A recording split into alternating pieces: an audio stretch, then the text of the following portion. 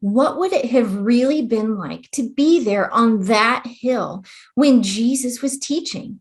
In this class on the parables, I want you to feel like you're right there listening to him. But I want you to hear with first century ears. In this class on the parables, we're going to peel away modern platitudes and go back to the original historical context that Jesus's listeners would have understood. And in doing so, we will reveal the provocative challenges that Jesus gave to his listeners that still hold meaning for us as Christians today. I can't wait for you to join us. To give you a quick overview of this study, I'm hoping we'll have 13 full videos where this video is the introduction, but the other 12 videos will go into specific detail about different parables like the mustard seed or the prodigal son or the great wedding banquet. And we will go into detail in those in additional videos.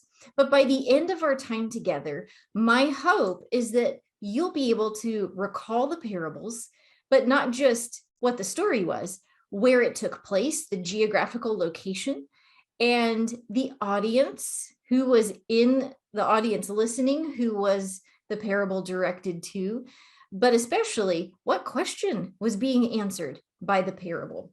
And all of that together, I think, will really help you to put these parables back in their first century context, as if you were one of those first century listeners.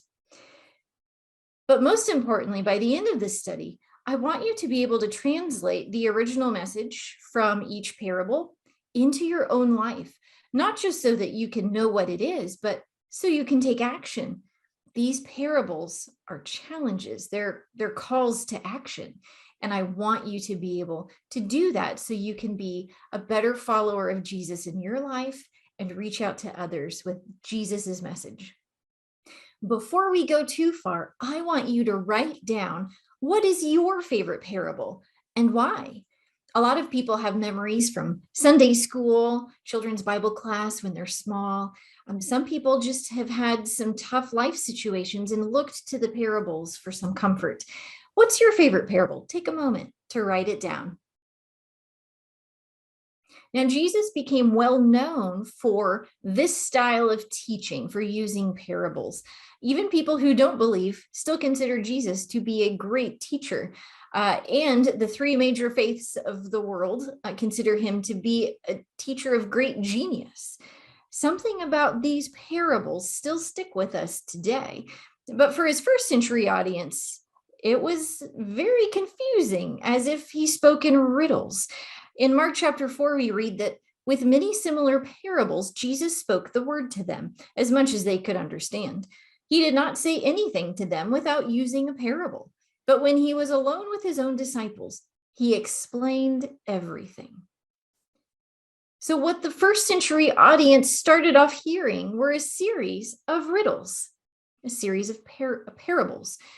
But what exactly is a parable, and why would he use that style to teach? Now picture yourself at the Sea of Galilee. You're sitting here on this hillside listening to Jesus. I just love this view. Now, technically it's a lake, but we call it the Sea of Galilee today. And Jesus spent most of his ministry teaching around the Sea of Galilee on all sides. And so when you are listening to the parables, picture yourself here. When we're in Galilee. Now, there are other geographical locations that we'll talk about later on, but first we start with Jesus's ministry beginning in Galilee. And this is in northern Israel, and I'll have a link to some maps later on in this video.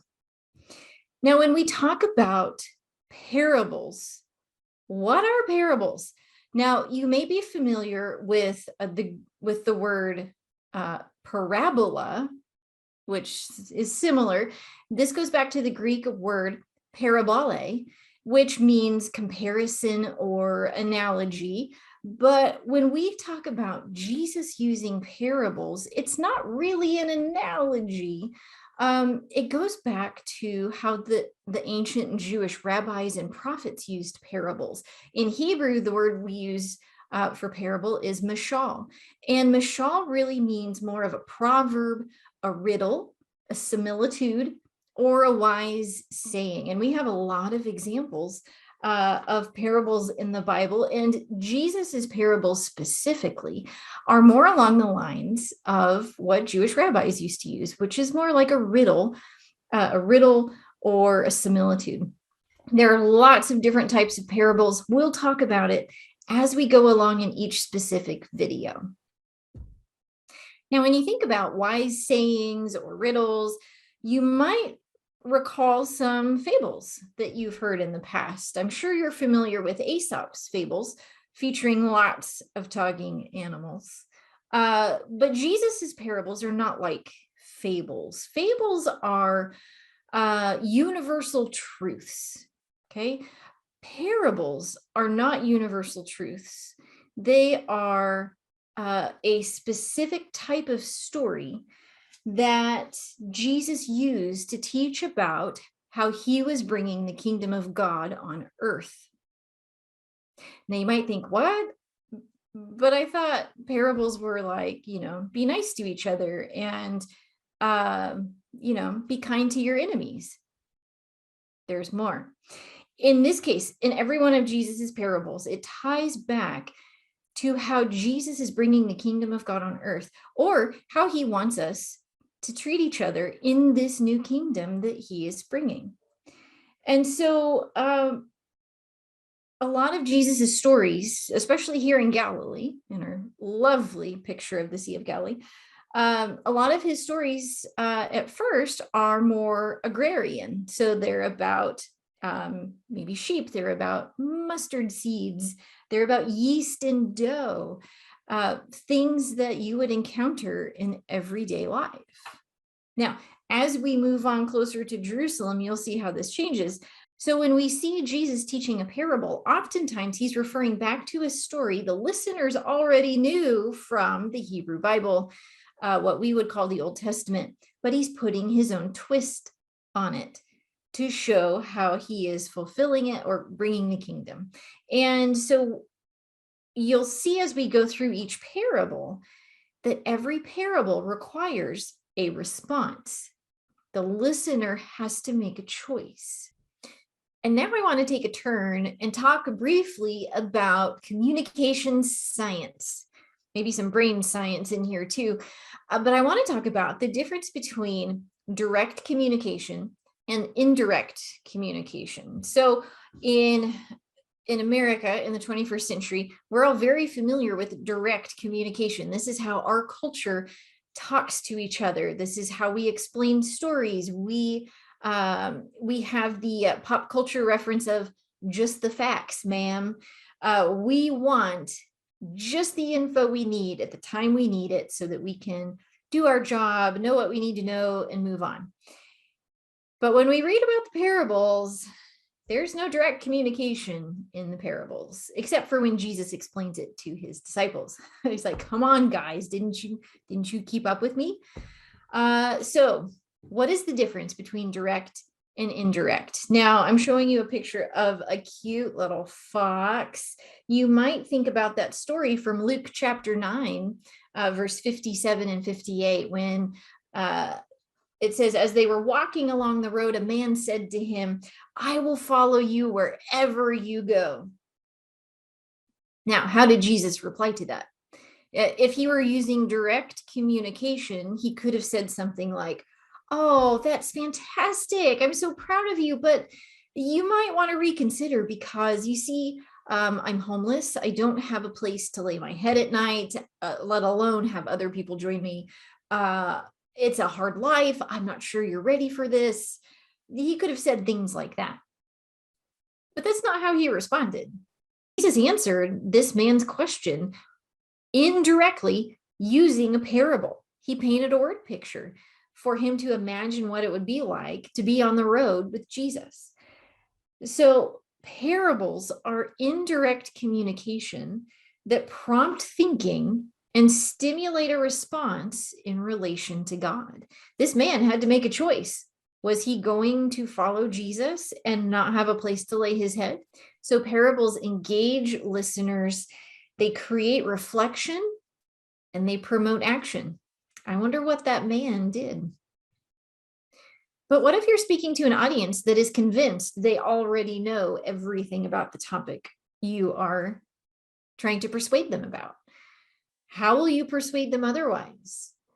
Or how will you persuade them to believe something contrary to what they believe? Now, you could take the direct communication approach, as we do in Western countries, and you could just say, no, you're wrong, and here's why. But you know how well that would go over, right? We see that on Facebook with people arguing all the time. So that's not the approach that Jesus took.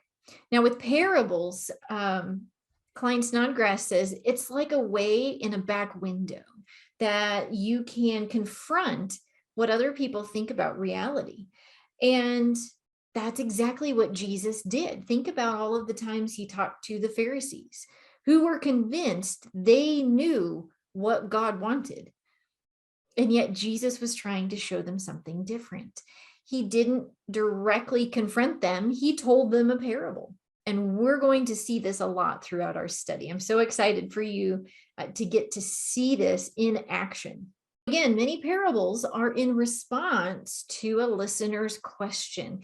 And Jesus is training the listeners, including us, to ask the right questions. You'll see this frequently. One of my favorite New Testament scholars, A.J. Levine, has said that religion has been defined as designed to comfort the afflicted and to afflict the comfortable. We do well to think of the parables of Jesus as doing the afflicting. Ouch. I've never thought of parables in this way before, as Jesus doing the afflicting. Well, remember, real parables, the parables of Jesus were intended to reveal the hidden nature of the kingdom of God and to show people how to act in that kingdom. And so if we boil down parables to simple platitudes like we should be kind to one another, or what we should love our enemy, or we should pray like the widow, when we've done that, we've lost the genius of Jesus's teaching. We've domesticated his parable rather than allowing it to challenge us. So parables, again, are provocative stories with intent that challenge us to reconsider a value or a point of view, and they require a response. While Jesus is well known for teaching using parables, he is not the creator of parables, and he's definitely not the first one to use them. If we go back in our Old Testament, in the Hebrew Bible, we will find lots of parables. It's kind of incredible. I've never noticed them all there before, and maybe you haven't either. But their parables are mentioned in the Psalms and by the prophets, Isaiah and others. And I think it really helps our understanding of the parables to know who used them and why they were used initially. And then, of course, why Jesus chose to use them. So stories are part of culture, and parables were a major part of Jewish culture. In fact, Jewish rabbis often taught in parables. And of course, Jesus was a Jewish rabbi as well and continued that tradition. One of my favorite authors, Lois Verberg and Ann Spangler, wrote this fabulous book called Sitting at the Feet of Rabbi Jesus. And in it, they actually have a section that talks about how rabbis, Jewish rabbis, taught in parables. And one of the early parables that we can read says this: there are 4 types among those who sit in the presence of the rabbis: the sponge, the funnel, the strainer, and the sieve. The sponge, which soaks up everything; the funnel, which takes in at this end and lets out at the other; the strainer, which lets out the wine and retains the dregs; or the sieve, which removes the chaff and retains the fine flour. So this is one of the 4 types parables. Does that sound familiar? Right? Jesus taught about the 4 types of soil. Well, this is very interesting. So Jesus was teaching in the Jewish tradition of parables. And in her words, we are to exercise discernment, continually asking questions, weighing answers, seeking understanding, and grounding our beliefs within the context of God's word. Now, there's one very famous parable in the Old Testament, the Hebrew Bible, that I'm sure you are familiar with. And we can find that in 2 Samuel 12, verses 1 through 6. The Lord sent Nathan to David. When he came to him, he said, "There were 2 men in a certain town, one rich and the other poor. Now, the rich man had a very large number of sheep and cattle, but the poor man had nothing except one little ewe lamb he had bought. He raised it, and it grew up with him and his children. It shared his food, drank from his cup, and even slept in his arms. It was like a daughter to him. Now a traveler came to the rich man, but the rich man refrained from taking one of his own sheep or cattle to prepare a meal for the traveler who had come to him. Instead, he took the ewe lamb that belonged to the poor man and prepared it for the one who had come to him. David burned with anger against the man and said to Nathan, 'As surely as the Lord lives, the man who did this must die. He must pay for that lamb 4 times over because he did such a thing and had no pity.' Then Nathan said to David," say it with me now, "You are the man." Ouch. Ooh, that's a burn. Oh, that gives me chills every time I read it. The scholar Kierkegaard called this type of parable one which wounds from behind. This parable creates thoughts which wound from behind. When the prophet Nathan started speaking this parable, it totally pulled it totally pulled King David right into the story. There's this poor man who takes care of this little ewe lamb, and then there's this evil rich man who steals it and cooks it for dinner. And Nathan burned with anger, like he completely became part of the story. And at the end, we see King David make a response to this parable. He declared that that man should die. And of course, in dramatic irony, we realize that David is the man, like is the rich man in the story, that Bathsheba is the ewe sheep, and that the poor man, of course, was Uriah the Hittite. And when we think about parables in the Old Testament and why they were used, a lot of it was used by the prophets to turn the people back to God to prevent the exile. And so this timeline I'm showing you here shows the whole Bible story. On the left, you have creation followed by the fall, when man was separated from God by sin. And of course, God has been pursuing us ever since. And so it's very interesting to me that Jesus uses the same approach that the prophets did to try to turn the people back to God. A link for this timeline will be in the video description below. I just love this photograph. This is from Nazareth Village in Nazareth, Israel. It's a living history museum that recreates life in the 1st century. And I'm using a lot of their photographs because I really think it helps us to step back in time to hear those parables as Jesus's audience would have heard them. And while this picture has a lot of children in it, the parables weren't necessarily meant to be children's stories. And sadly, that's where a lot of Christians leave them. They tuck them away because when they're children's stories, they're safe. They're not provocative, or they're not challenging us to change our behavior or our values. And so I want to help us come out of the children's story and into the real parable that Jesus would have taught. Now imagine that you are in that 1st century audience on a beautiful sunny day, right by the shore of the Sea of Galilee. There's lots of people around you. Maybe people are sharing some bread and maybe some olives or some snacks. And it's such a beautiful, peaceful day. And Jesus goes out on a boat to teach. Scientifically, how would you hear him? How does that work? What is the science behind what's happening? My friends at Appian Media have a fabulous video that explains just that. They actually did an experiment on the Sea of Galilee in what's called the Sower's Cove. And I'll put a link to that in the video that you can click above. The link will also be in the video description below and separately in my class playlist for this study. This is awesome, and I really want you to when we're done here to go and watch it because you can hear what it sounds like if Jesus were teaching offshore a little bit on a boat and you're on the hillside and you can hear the volume level.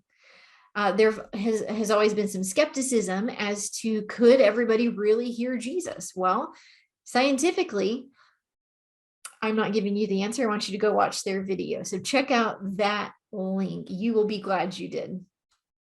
Now, while this is a lovely pastoral setting, Jesus does continue to tell parables on his way to Jerusalem. And the closer he gets to Jerusalem, the more confrontational they become.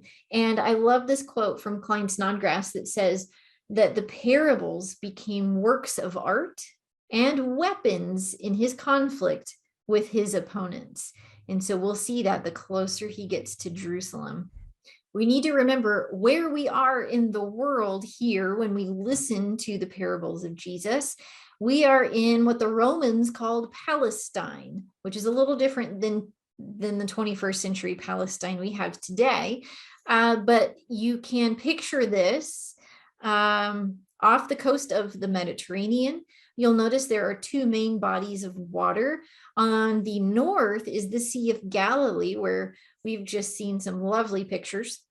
There is a river connecting that Sea of Galilee going south down to the Dead Sea, which is the lowest point, lowest body of water on Earth. Now, Jerusalem is just west of the northern tip of the Dead Sea, and that's where Jesus is heading, of course, for his eventual crucifixion. And the parables are told along the way. From Galilee, you can see Capernaum just north of the Sea of Galilee. So that's where Jesus' ministry starts. So then he makes his way south through Samaria down to Judea, specifically to Jerusalem. So we'll be following his path along the way as he tells the parables. Now, his audience and his location will make a difference for how we interpret those parables.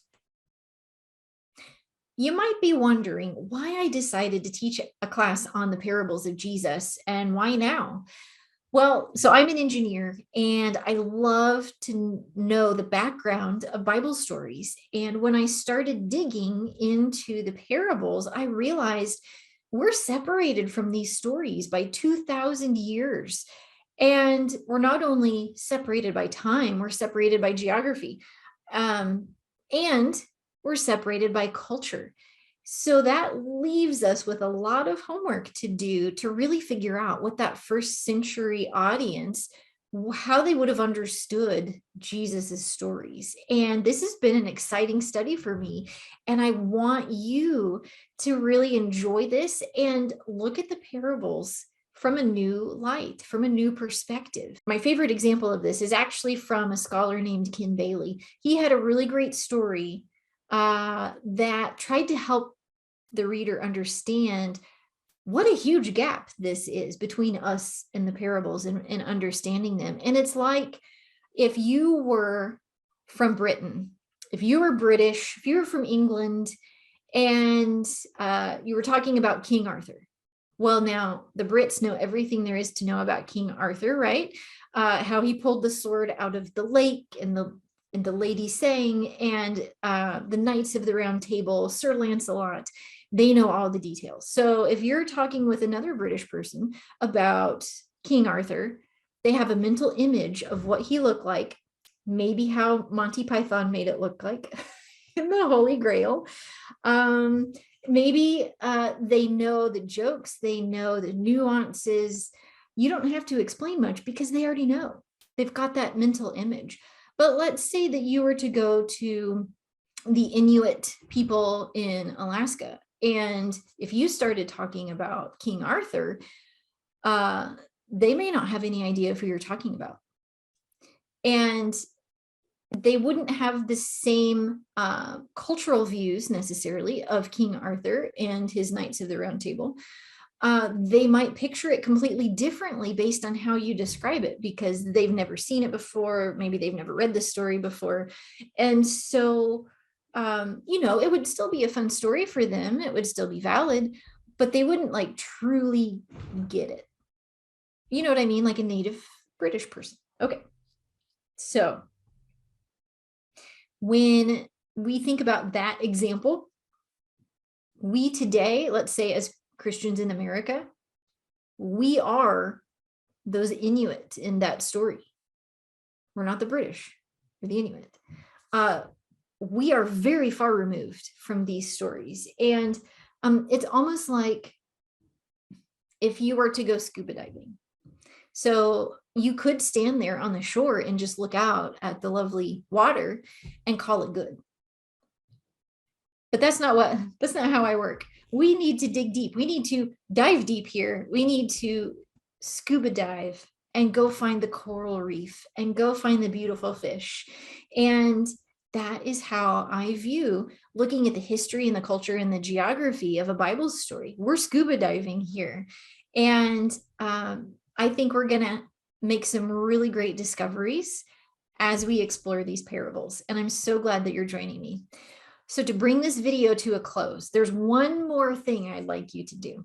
I'd like you to watch this video from the Bible Project about the parables. I think it really brings everything to a close and gives you a great view of where we're headed. The link is above. It's also in the video description, and it's also a separate video in our class playlist. So please go watch the Bible Project's video on parables, and I will see you in the next video with more to learn.